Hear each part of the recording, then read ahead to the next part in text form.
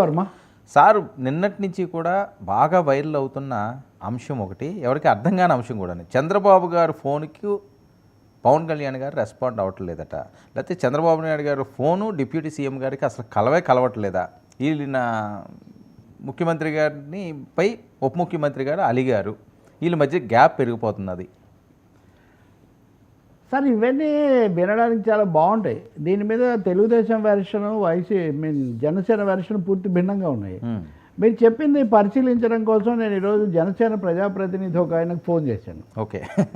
నేను ఫోన్ చేసినప్పుడు ఆయన ఫోన్ తీయలేదు. అంతా నేను వెళ్ళిపోయా, ఏదో పేపర్ చూసుకుని ఆ పనిలో ఉన్నాను. ఓ 10 నిమిషాల తర్వాత ఆయన చేశాడు.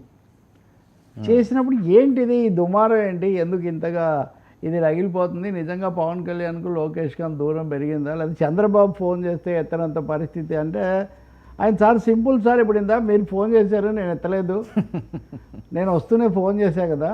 కాబట్టి పవన్ కళ్యాణ్ గారు ఎక్కడైనా ఉన్నప్పుడు ఫోన్ చేస్తే ఒకవేళ ఒకసారి ఎత్తకపోయి ఉండొచ్చు, మళ్ళీ వచ్చి ఎత్తుండొచ్చు కూడా. అంతేగాని పవన్ కళ్యాణ్ గారికి చంద్రబాబు మీద అత్యంత గౌరవం ఉంది. ఆయన ఫోన్ ఎత్తకపోవడాలు ఇట్లాంటి విషయాలు ఇట్లాంటివి ఏమీ జరగవు. కానీ పవన్ కళ్యాణ్ కొన్ని పద్ధతులు అయితే పాటిస్తారు. ఆయన రాజకీయ జీవితము, వ్యక్తిగత జీవితము, సినిమా జీవితము, ఈ మూడింటిని చాలా స్పష్టమైన రేఖలతో ఆయన నడిపిస్తారు. ఈవెన్ మాలాంటి వాళ్ళకు కూడా మేము ఏ సెక్షన్లో ఉన్నామో ఆ సెక్షనే మాకు తెలుసు, కానీ రెండో సెక్షన్ ఏంటో మాకు తెలీదు. పవన్ కళ్యాణ్ అంత constructive and planned life style. అందుకని చంద్రబాబు ఫోన్ ఎత్తనంత దూరం వాళ్ళ మధ్య లేదు. ఒకవేళ అటువంటి జరిగి ఉంటే ఏదైనా యథాలాపంగా క్యాజువల్గా జరిగి ఉండవచ్చు. ఇంకా లోకేష్ పవన్ కళ్యాణ్ గురించి చాలా కథలు నడుపుతున్నారు పెద్ద ఎత్తున, అవన్నీ మేము కూడా గమనిస్తున్నాం. వాళ్ళు చాలా బాగానే ఉంటారు, చాలా చక్కగా మాట్లాడుకుంటారు. ఆయన ఏదంటే ఆయన తరఫున 15 మంది, ఈయన తరఫున 15 మంది రావడానికి కూడా చాలా సిద్ధంగా ఉన్నారు. అందుకని కొంతమంది కోరుకుంటూ ఉంటారు ఇట్లాంటివి జరిగితే బాగుండని, వాళ్ళు చెప్పేవి తప్ప పవన్ కళ్యాణ్ గారికి పూర్తి స్పష్టతతో ఆయన చేస్తూ ఉన్నారు అని వాళ్ళ వైపు నుంచి ఖండిస్తున్నారు. అలాగే ఈ దక్షిణాది పర్యటన, ఈ ఆలయాలు ఇవన్నీ ఏంటి దీంట్లో అంటే, ఇది పూర్తిగా రాజకీయ వ్యక్తిగతం కాబట్టి దీంట్లో రాజకీయ ప్రమేయం వద్దు అని ఆయన చాలా ఖచ్చితమైన గీత గీశాడు, ఒక లక్ష్మణ రేఖ గీశాడు ఆయన. ఈ లక్ష్మణ రేఖ ప్రకారం ఆయన వ్యక్తిగతంగా ఆయన తిరుగుతారు, తిరిగిన తర్వాత ఆయన చెప్పదలుచుకొని చెప్తారు, కానీ దీని మీద ఇంకా ఏమీ ఉండదు.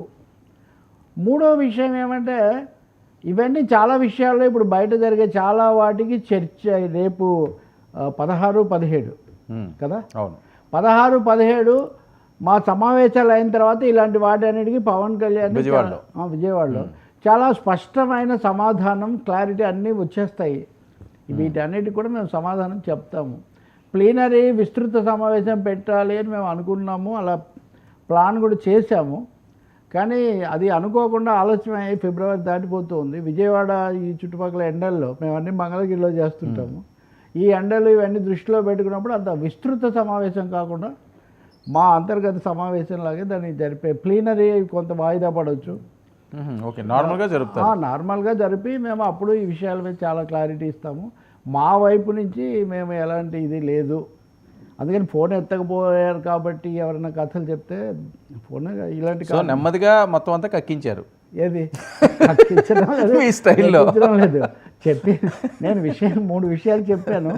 ఇంకోటి, ఇది ఎమ్మెల్సీ ఎలక్షన్స్ కోసం అని బయట ప్రచారం కూడా జరుగుతుంది, అంతే కదా, ఈ 2 సీట్లలో. అంటే మూడోది కూడా ఉంది, అంటే ఆయన లేనప్పుడు నాదెళ్ల గారు చూస్తున్నారు, ఇంకోటి చూస్తున్నారు, ఇటువంటివి. అంటే అలాంటి చూడాలి అవి ఏం లేవు. ఆయన ఎవరికి ఏమి ఇచ్చిపోయింది ఏం లేదు. ఆయనంతగా ఆయన వ్యక్తిగతంగా సంపూర్ణ దక్షిణ దేశ యాత్ర అనే దానికి వెళ్ళారు, ఎప్పటి నుంచో అనుకుంటున్నది.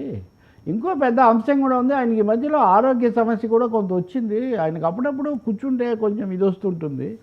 అవి మేము దాని మీద కూడా అనేక కథనాలు వస్తుంటే వాటి మీద స్పష్టత ఇద్దాము అని ఒక ప్రకటన కూడా మేము తయారు చేసాము.